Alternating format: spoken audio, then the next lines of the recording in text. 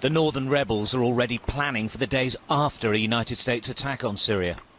In Aleppo, they're using a 3D scale model of the ancient old city to plot government positions and targets. A remarkable overview of what is now a battlefield around the citadel, but they want to move on. A senior commander told me their plans are advanced. They're simply waiting for what they hope will be an attack and a game-changing moment. We and the Aleppo Military Council, we made 5 targets. We submit 5 targets for the American to hit, and if the strike was strong enough, that could bring the regime easier.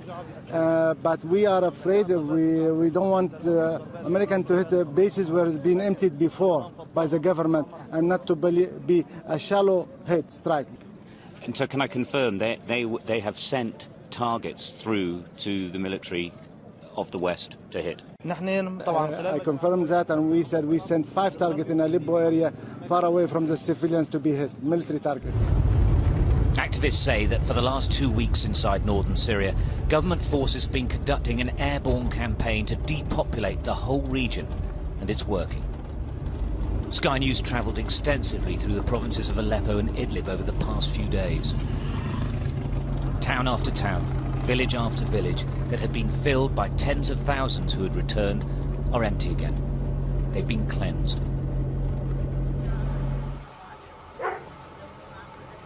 An old lady is the only person left here, and she's talking to herself, reliving the government attacks. She wasn't alone, but she is now. This is pure trauma.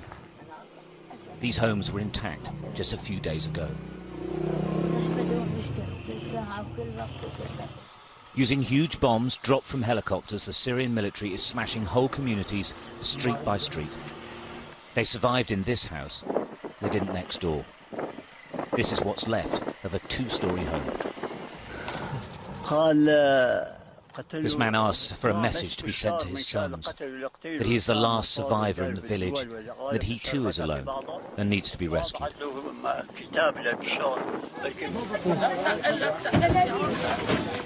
The displaced are heading to safety. In clearings by the border, they've set up camp, still to decide whether to cross or not. The Turkish soldier is waiting. In a tented field hospital, aid agencies are helping the latest victims. They can't go any further. These are new casualties, and it's happening every day. When they get to Turkey, the refugees bring what they can, waiting to be distributed to camps where they know they will stay for months. They've tried to tough it out in northern Syria for the last 2.5 years. Now they've given up. If the United States does strike, and it's a substantial strike, then what happens here in the north of the country, the freest part of Syria, could be crucial in deciding the fate of Bashar al-Assad.